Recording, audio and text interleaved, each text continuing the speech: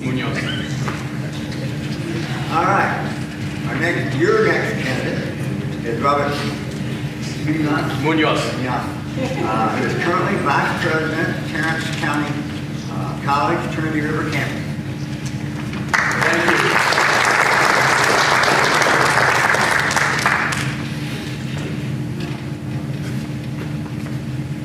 Hello, I want to make sure it's good.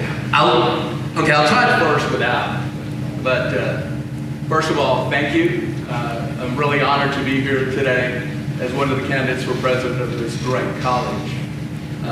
Robert Munoz is, along with his wife Christy, were natives of El Paso, Texas. Born and raised there. Took my bachelor's there at UTEP. And then ended up working in Odessa, Texas a couple of weeks after we were married. Headed out there to West Texas where I had some teammates from the UTEP football team out there. But went to work out there first for the Texas Department of Agriculture as an inspector, and then ended up working in oil-related work in manufacturing, where we with one company where we built drilling rigs, and then the other one where we built drilling equipment. Had a cool childhood in El Paso. Can't complain. Great parents. Fortunately, I lost them both at 16, but had the opportunity to play different sports. Mom and dad, who did not have college degrees, really stressed education, and the result of that is all 6 siblings have college degrees. Several of us advanced, me having the most at this point. Ended up out there, as I mentioned, in Odessa, which was a great learning experience, and we consider that really our home because our child was born there, educated there, and part of the mojo, the Permian high mystique. And I got to coach some kids back there when I was coaching Pop Warner. I got to know the Chavez law firm of one of the kids in the movie that was portrayed in the movie. But it was really a great experience because that's where I entered in my community college life. I was a young supervisor at one manufacturing firm, and where we built drilling rigs. And I went to my supervisor and I said, I want to get better at what I do as a leader, because I have gentlemen, my dad to work for me, and the gentleman was an engineer. I was over all the raw steel that came in, all the raw inventory. And he said, why don't you go to Odessa College? And why don't you pick up some classes there? They have a great management program. And so I said, well, I already have a 4-year degree, and I don't know much about community colleges because El Paso was starting up when I was in school, El Paso CC. He said, no, I'd go there. There's some great people there. So I stumbled across to Odessa College, met a gentleman, Dr. Stryker, who said, why don't you come pick up a class or two, and then if you like it, you got all the English government history stuff out of the way. You could then get an associate's degree. It'd be nice to have another degree. And so I ended up doing that, ended up loving it. Classes were fantastic. And started to find out what community colleges do, especially in our community. Odessa being about twice the size of Roswell, as I've gone around this beautiful campus. Very similar programs, especially strong in the technical and strong in the base of economic development for the community. And so as I went through the program about a year later, after I graduated in '94, they called me and said, hey, we need you to take over a class. The department chair who I got to know, and it's in logistics, stuff you do now, inventory control. It'll be fine, just come take it over because the gentleman's promoted and moved to Kentucky. I said, okay, I'll give it a shot. I think it's pretty cool. And ended up loving teaching, and he started giving me more classes as the semester went on. About 3 years down the road, at that time I was still working on oil-related work. I said, I kind of know now what I want to do. So, Mr. Forbes, keep talking about retiring. We'll see if that happens, and then we'll see if I can get you in here full time. But along that way, oil crashed, and I was laid off 2 days before my child was born. And luckily, things worked out well. Didn't like hanging out at unemployment, so I went to work waiting tables for a while, something I did in college, and then being an assistant manager. And one of my customers, the guy liked me, and he asked me one day, out of the blue, right around Christmas time, and this was 1986, Jordan was born in May. And he goes, well, Robert, do you have a college degree? And I said, well, yeah, I have a degree in criminal justice. I've been coming in, you've been waiting on me, and by the way, I'm the chief probation officer of Exeter County. If you want to come to work for me in January, I have an opening. I need a job, I need benefits. And so I went to work. served as an adult probation officer for 5 years, but all the time still teaching at OC in the management program. And in 1992, I was called from OC, said, "I understand you're going to be the new management instructor, and come fill out the paperwork." Gave my notice at the probation office, which was a great job. I mean, I really learned a lot, used my criminal justice agreement. Went to work for OC, and it worked really well. And lo and behold, a gentleman came to work for the college named Vance Gibson as president in 1994. Wanted to know who the leaders on campus were. My name came up, Greg Williams, who is now president of OC, after he kind of left and came back. And took off from there. Pushed me to get my master's, then had me come into administration, became department chair of management and business after just 1 year as full-time instructor. And then things took off from their administration. Ended up finding a great program in Mexico State. And Lynn and I were classmates. And things just took off from there to where Dr. Gibson gave me more opportunities, gave me dual credit, gave me distance ed. I grew dual credit, all these other programs, and then had the opportunity to move to Tarrant County in 2008 as a VP, right after I graduated in December from New Mexico State. A great woman president, Dr. Keita Fulkerson, hired me, 2 other gentlemen to come open a brand new campus with her. Kind of similar to this campus. We took a facility that was once used for something else, the Radio Shack corporate headquarters, and made it into a college campus. Became the 5th campus of Tarrant County College District. And so we've grown that place. We have a new president as of 2 years ago. And now looks like I'm blessed with the position. I'll be the 3rd VP who will leave, because Adrian, who came in with me, has gone to Kansas State to work. And Dr. Stewart, who works with me, our VP of Academic Affairs, he'll be headed to Miami-Dade to be president of the medical campus. So that's kind of a brief capsule of my career. It's been a great blessing, a great ride working for community colleges, but along with that, working in the communities that I've served. So it's been fantastic for the work we do in community colleges. And I don't know if Ann Lynn will remember a book we read about the 21st Community College, written by King. And one thing that stood out with that reading was that he wrote that we are the Walmart of higher ed. And that kind of describes that we're going to touch everybody in some way. We got something for everybody. And that's the neat thing that makes us different from a university, is that I believe in building not only a student-ready college, but a family-ready college. So that's the philosophy I work from.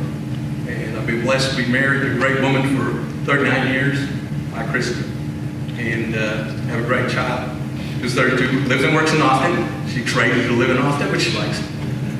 But we are very familiar with the area. We're through here, going up to Reynosa back in November. And we grew up coming up here quite a bit in this area, and then going to Reynosa as El Paso natives, and then when we were in Odessa. So just kind of a brief history of who I am. Question?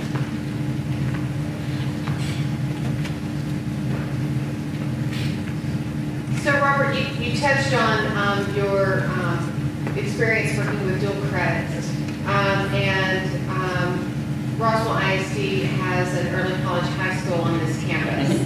And then also this campus also offers dual credit opportunities to surrounding school districts. And so what are your ideas to further those opportunities for area school districts? Well, certainly, the early college high school on our campus is called the Texas Academy of Biomedical Sciences with Fort Worth ISD. We brought them on our campus about 6 years ago. And now, starting this fall, we've been junior, senior. Starting this fall, we'll have freshman, sophomore, junior, senior. It is by application only. I've been very involved with that, especially with the bridge programs that my staff provides for them to get them college ready.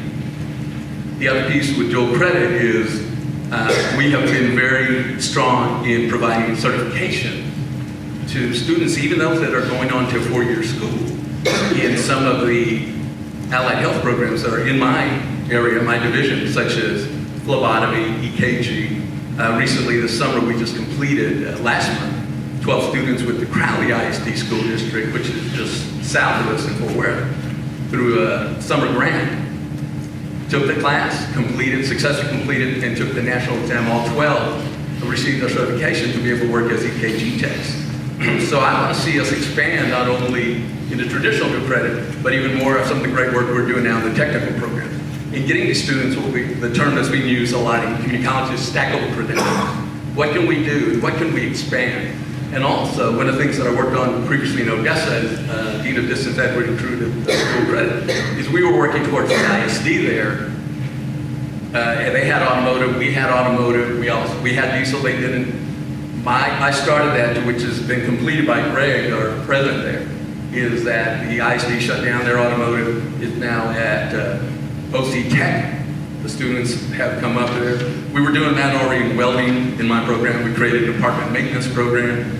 And so I want to see that expansion of that. What certifications can we provide the kids, but also are we meeting the needs of the school district? That is something that I definitely want to work on, is that we work hand in hand. I mean, the simple fact, I think that when you and I were in school, they put us together from that standpoint. Quit talking about high school not having the kids prepared, and then the colleges, so because our consortium, or our cohort, was public schools, community college, and university. We're going to create a K-20 model, and that's been instilled in me, and I want to see us continue doing that.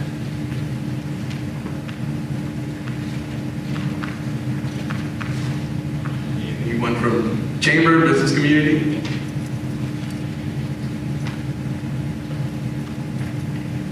Shy. My good friend Larry Connolly is asking this question of several before, so I'll ask you. ¿Usted habla español? Sí, a veces no tan bien, pero sí hablo. Y sí puedo, porque allá en Odessa yo estaba haciendo todos los interviews, porque yo era el único en administration de Spanish. So yes, I do my best with the Spanish, but I am extremely proud. I'm on the advisory committee for the Hispanic Chamber of Fort Worth. In fact, I just was emailing John, our CEO out there, because he needs some help with the community forum. It is part of the job. It is part of the responsibility. I'm proud of my heritage. I'm proud American because my daddy, my late daddy, Air Force veteran. But the simple fact that it is, as one of the community leaders in Odessa told me at my party after I received my doctorate, she goes, just don't forget about us. The other question I have is, I was on the board of the college for a few years, and we had a mill levy program, and it failed. And we were pretty disappointed that the community didn't support the college like we felt it should. It was very weak, and we're still a little disappointed. We're proud of the college and we're proud of the students, but the community is a little standoffish, or doesn't show as much interest in the success of the college as we would like. Do you have any comment about that? You know, sir, I have read some of the history, I know, about trying to become independent, but let me say that the view of community colleges, unfortunately, across the country, and same for Odessa, same for Fort Worth, there are times when they don't realize the gem that you have in your backyard. We get tired of saying we're the best kept secret. It doesn't matter, and I've been at 2 institutions now, but it's the simple fact that sometimes it's almost like, oh, it's there, but not realizing the potential we have. Because they think about if their child does go on, they want to go on to universities. There was a big trend with the public schools, even though with the ISD there, talking about getting a 4-year degree, get a 4-year degree. And now that we see the trades opening up, there's a lot written here lately about the jobs that are going unfilled, the number of pilots that are going to be needed because of a great training program here. That's just growing.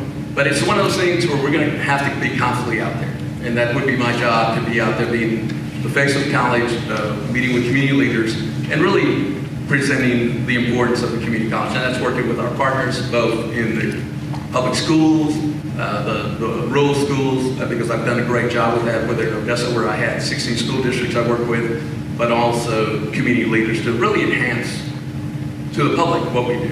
And I think it's going to be quite evident that I'm going to have to work the Hispanic community hard. I appreciate the question about speaking Spanish, because we know that's what the numbers are, and they're growing.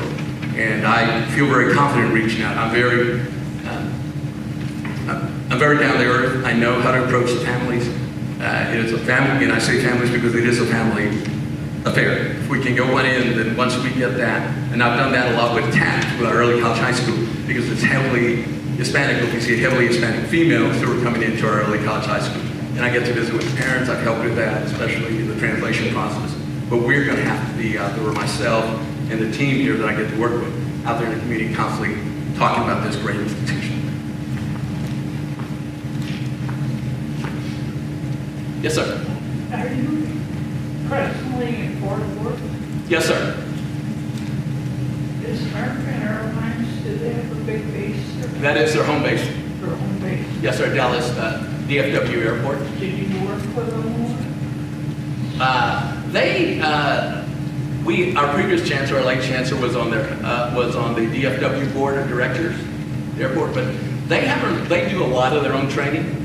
So what we do have is a presence at the Alliance Airport with, it's not a full-blown campus, but that's where our pilot training and our aircraft maintenance is at. And so we have some other training, but we really have not done anything. We're presently 5 brick-and-mortar campuses with 1 online campus, which Tarrant County Colleges is over 100,000 students right now. So you have worked at pilot training? We have it at one of the other campuses, so I know it. I've toured the facility. One of my fellow vice presidents is over that, but it is one of our other campuses yesterday. So I know about the program, very similar to what I got to tour today, the simulator, the flight, the pilot training, and the maintenance, because I saw that and I felt real comfortable knowing enough about it. Certainly we have the experts here, some great faculty and staff to teach. Yes, sir. Hi there, talking about, there's got to be this idea in persons such as you, and I assume this might be true for anybody looking for this kind of a role. There's got to be something you might have said to yourself, God, if I ever got the chance to be in charge of whatever, I would like to do that. What is that? What have you always fantasized and you'd love to do that you might want to do here? I guess for me is, and that's a question, because as I went to Tarrant, I wanted to learn how to work in a system. I worked at a great standalone college. Texas is 52 independent community colleges, but now I had the opportunity to work in a district. So for me, the piece when I arrived there was, how do I enhance what we do in the non-credit world, in the community development, and really bring that to the forefront. And I believe I helped succeed in that, working with the fellow vice president of the campus in a number of federal grants we received for that summer monies that are there to enhance STEM programs for the kids. For me, is coming here and looking at our retention rates and our graduation rates. The big piece is how do we work together to increase those, but also looking at the numbers, increasing the number of females, especially Latina females, going into the STEM field. To me, that is going to be an ongoing thing for me. Right now, I'm one of the founders of Latino STEM Fellowship through the work of one of the great professionals we have, a young Latina PhD, Dr. Sofia Garcia. I've been her cheerleader, even though I'm not her vice president, but I helped put together the grant funds, and now we have a year-round program that's being funded by the likes of Lockheed Martin, Bell Helicopter, and some other foundations. Because now we've gone from a summer program, which was my goal, to go from that summer money to money, and that to continue that, if I'm blessed with this, I won't complete that over there. But my goal was to see then a position created where we're going from 30 girls in a year round to more, and that becomes a full-time position. And seeing these girls, and I can't talk about it enough because I get teary-eyed when I see the videos of where these girls are going to Texas A&M, which Dr. Garcia drank the Kool-Aid, which she's a graduate of there, and she is an A. But just to see them coming together and say, wow, I didn't know this was possible. And that's what we can do at a community college. A lot of times they don't understand this is possible, especially the minority kids. Because I work closely with the African-American kids too. One of the things that I did there is noticing that Latino males weren't around. We had all these beautiful, smart Latinas there. Their numbers were much higher. When I looked at the Hispanic population, especially in dual credit, 80% of the enrollments were Latinos. I said, we got to do something about guys. Well, lo and behold, one of the advisors downstairs, my buddy Fred Sanford, was working with African-American males. Freddie's African-American. So we said, let's get together on this stuff. Went to my president, Dr. Fulkerson, great leader that she is. Said, well, check this out, Robert. And I found two gentlemen that were writing about the vanishing Latino man. One from the UT Austin, one from, at that time, University of Florida. Dr. Victor Science and Dr. Luis Buwan. Luis is now at A&M. Victor is now department chair of the education department of UT. And got with them, they came into the study, got the college into what is known as the Texas Education Consortium for Male Students of Color. Sat on that board for 3 years till my recent president asked me to step down and to focus on some other things, which was kind of a bummer, but you do what you're asked to do. But we now have created full-time positions on every campus to help mentor these guys through. And to me, if I see a need, and if I have great people coming to me, then my job as administrator, let's make this happen. Working closely, not only with our campus administration, but also the folks out there to reach out to these young men. And in this case, and trying to get these guys really focused, because we're finding they're coming in and data showing that they're not maturing for 27. So the young women are coming more prepared. All community colleges as a whole, I think the numbers show that they're 60% of the population across the nation is female. So women's programs have been doing a great job in enhancing it. We're just improving that. So I would want to see us work with these traps because I see the similarities. Just not, like we know we don't have the numbers in the black population, but we do know the Hispanic definitely needs help. I really appreciate that. Thank you. Yes, sir. One more question. Yes, sir. Can you define your leadership style? That's always a great question, but my leadership style is very much, and I would ask you to reach out to my lieutenant, Jerome Albrecht. We do have a full-time police force in the district, along with security folks. And so I mention that because I'm very much a servant leader. I work closely because one of my areas is the conference center. So I'm very close to our facilities folks, our police force, our IT folks, because we work with, like I mentioned, the Hispanic Chamber and putting on events. So the simple fact is that, if I'm going to say something, it's going to be more from a servant leader. But I think when I mentioned about my work with Dr. Garcia, my work with Freddie, is that I'm very futuristic. So if I see somebody and I create relations, I'm a relator, I create strong relationships. And I also look at individuals from the standpoint of what they're bringing to the table. And I see folks that, and from the servant leadership model that I see, is that I see folks that are driven to do this great work. And my job is to step in and get those traps out of the way.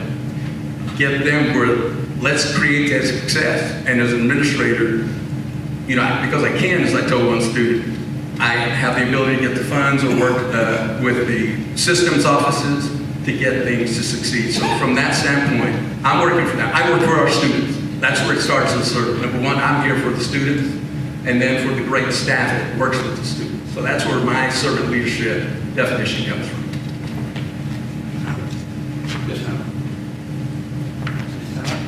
Yeah, I truly, again, I want to appreciate the time here. I want to say this college has done a heck of a job on my behalf, my wife, in hosting us in this great community. We're thrilled that we get to eat real Mexican food, because in North Texas, and that Weta right there is the worst complainer. Growing up in El Paso, because Tex-Mex, the first time they brought her in 2000, the chile con carne, And so, yeah, she had enchiladas today at lunch, and I had Welsh rancheros this morning. I mean, I was so happy, real one. And I do know what Christmas is. I know what red and green is. But for me, it would be a great blessing to come and work at this great school. It would be coming home. As I mentioned, we're El Paso natives. We've been coming up this way for years. No, I'm not ready to retire and just kind of go into that sleep mode. I'm ready to work. But back in that environment that I think I'm looking to for the next adventure, because I like to build things and then move on. But it's that time, I believe I'm well prepared, not only with the community college experience I've had, but my work experience. As I mentioned, I've been laid off. I know how that feels. So I talk to students a lot of times because they think, oh, you wear a suit, you got the great office. You don't know my story. But I want to come here and learn the stories of these great people who work here, because we all have a story. And listen to how they succeeded in the great success, then help create those stories for our students.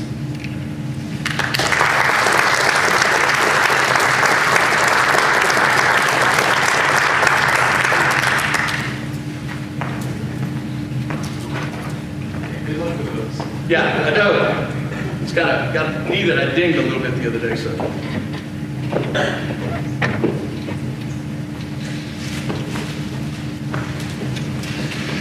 One more, don't leave now. Pardon? One more. No. One more guess. Oh, yeah, oh.